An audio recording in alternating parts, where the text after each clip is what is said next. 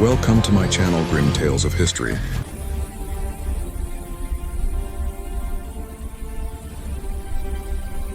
The bells of the convent tolled for the last time. High in the hills of Thessaly, where olive trees shivered in the autumn wind, a small band of nuns gathered inside their fading chapel. They prayed beneath cracked frescoes, saints with faces long scraped away by age and sorrow. On the horizon, fire shimmered. Ottoman banners were already visible, red cloth fluttering like sparks across the mountains. The women knew exactly what that meant. No riders came from the nearby towns. No soldiers remained to guard them, only the stillness before conquest. Their abbeys, Sister Eleni of Lissa, stood before the altar holding a silver crucifix that had survived a century of storms. She whispered, "If they breach our walls, keep your vows inside your hearts that they cannot take." But she was wrong. When the empire's armies reached the convent gates, vows, prayers, and sanctity meant nothing against what history tried to erase. If you're drawn to documented records from the Ottoman Byzantine frontiers, don't forget to subscribe. It helps us uncover more of the accounts buried in archives, from missionary letters to Vatican reports. Now, back to the story. The first stones of the convent collapsed before sundown. The hymns that once filled those halls were drowned out by iron and screams. The Ottomans didn't waste arrows on holy places. They shattered the gates with cannon fire, both a warning and a declaration. To them, a convent wasn't sacred ground. It was a symbol of defiance, proof that the cross still dared to rise in conquered soil. Inside, the sisters hid their relics, silver chalices, embroidered icons, fragments of Saint Bones beneath the chapel floor. They believed if their bodies were lost, their faith might still endure. But the soldiers weren't after treasure. They wanted evidence, proof that they had crushed not just the enemy's armies, but their God. By nightfall, the surviving nuns were herded into the courtyard. Torchlight turned their white robes into shifting gold and shadow. They were told they'd be taken before the Pasher, a promise few ever lived to see fulfilled. What followed became legend, so grim that even church chroniclers avoided the details. By dawn, the convent was ash. Smoke drifted from the refectory where the women once shared bread in silence.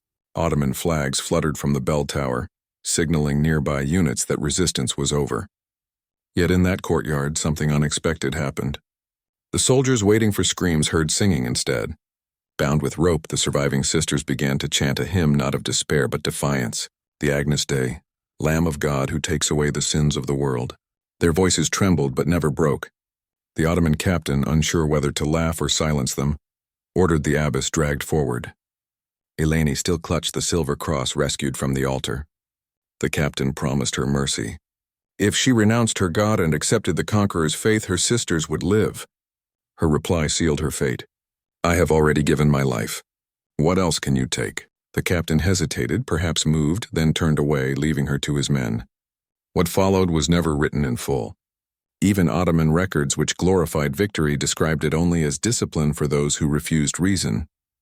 Yet in later European letters, her name resurfaced. Eleni of Lissa, the nun who would not kneel. By midday, the convent's bells were melted for coin, and the rooftop cross shipped east as a trophy. But soon rumors spread across nearby villages. They said that when the wind swept through the ruins at night, one could still hear women's voices, not crying but praying. The smoke had barely faded when the march began. What remained of the order? 22 women in torn habits were driven south toward the coast, ankles bound, watched by Ottoman horsemen to the empire. They weren't prisoners of war but symbols of conquest, proof that even sacred walls could fall. The journey was merciless. The sun scorched the road. The sisters, who had never stepped beyond their cloister, stumbled from thirst and exhaustion. When one fell, another lifted her veil so soldiers wouldn't trample it. A final act of dignity in a world stripped of mercy. Their abbess was gone, but her last words endured among them. "If you cannot hold the cross, hold each other." After 7 days of walking, the captives reached the port of Volos. Waiting there were Ottoman Gs, ships designed not for comfort, but for control. The women were herded aboard, wrists shackled to wooden benches where criminals and slaves once rode. As the sails caught the wind, the shores of Greece faded into the horizon, and with them everything they had ever known. The ship's overseer, Isef Agar, kept meticulous records: cargo, spices, coins, textiles, and religious captives. It was this very ledger, discovered centuries later in the archives of Istanbul, that confirmed a story once dismissed as legend. The voyage to Constantinople lasted 12 days. Storms lashed the deck. Salt stung their wounds. Hunger hollowed their faces. Yet what broke them most wasn't pain. It was silence. No one spoke to them except to bark commands. They existed like ghosts floating between sky and sea. At night, the youngest, Sister Magdalena, whispered psalms beneath her breath. Her voice was faint, barely audible over the crashing waves. But even the chained prisoners around her, Greeks, Serbs, and Italians, turned their heads to listen. For a moment, the sea seemed to still. When the ship finally entered the Bosphorus, the sisters saw the skyline of Constantinople rise before them, its domes and minarets glowing like blades in the dawn. Across the strait, the city seemed alive, breathing with power. For centuries, it had been called the city of the world's desire. Now, it would become their cage. From the docks, they were paraded through narrow streets lined with merchants, soldiers, and slaves. Locals paused to stare. Christian nuns among captives were a rarity. Even in an empire built on conquest, they were led past the ancient walls of Blakani toward the imperial district where their fates would be sealed. In the shadow of Hagia Sophia, the once great cathedral of Christendom, they were forced to kneel. As the muezzins' calls echoed from the minarets, one of the sisters whispered, "We are home, but it is no longer ours." Before dawn, they were taken into a marble courtyard surrounded by towering columns. This was not a dungeon. It was the Dan Humayun, the imperial council where the will of the sultan ruled above all. Here captives were not judged by kings or priests but by empire itself. For the nuns of Thessaly, their faith would be measured against the laws of conquest. At the center of the hall sat the Grand Vizier, a man whose expression betrayed nothing. To his left, scribes waited with ink and parchment, ready to record every detail, names, ages, and intended uses. Every word would be entered into registers that still survive centuries later, stained by wax and time. The sisters stood in torn habits, eyes lowered. Through translators, they were told the Sultan had granted mercy on one condition. Those who accepted conversion would be given new names, food, and life within the palace. Those who refused would face the discipline of faith, a phrase that could mean imprisonment or disappearance. None spoke. Sister Magdalena trembled. She had seen what happened to other captives brought before the vizier. Greeks, Armenians, Slavs, all swallowed by the empire's silence. Before the guards could drag her forward, one of the elders, Sister Dearest, stepped out of line. She addressed the vizier not as a captive, but as someone who had lived long enough to watch empires rise and decay. "My lord," she said, "you may rename us, but you cannot rewrite the prayers we carry." The interpreter hesitated, unsure whether to translate such words. When he did, the vizier's face remained unreadable. Then he replied coldly, "Prayers fade when the tongue forgets how to speak them."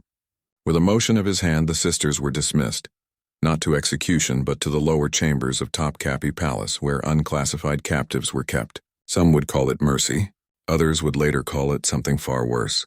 Some were given a different kind of prison, one disguised as service. Beneath the palace gardens lay a labyrinth of stone halls sealed from the sun. Each chamber had a thin slit for light, barely enough to tell night from day. The nuns were strict of their habits, clothed in rough garments, and told they would now serve cleaning floors, sewing garments, feeding fires for the upper chambers. It was meant to break them, to turn holiness into servitude, but the Ottomans underestimated them. These were women who had already lived under vows of silence and denial. Hunger, cold, and solitude were nothing new. For them, suffering was not punishment. It was devotion made real. Even in this subterranean prison, their discipline became armor. At night, they prayed in secret.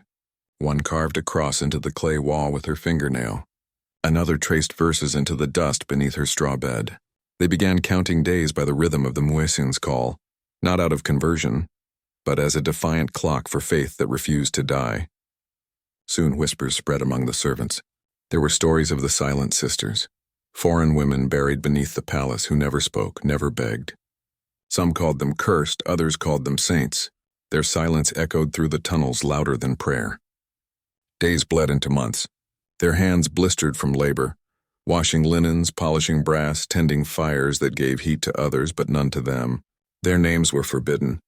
Each woman was given a number, a mark of ownership.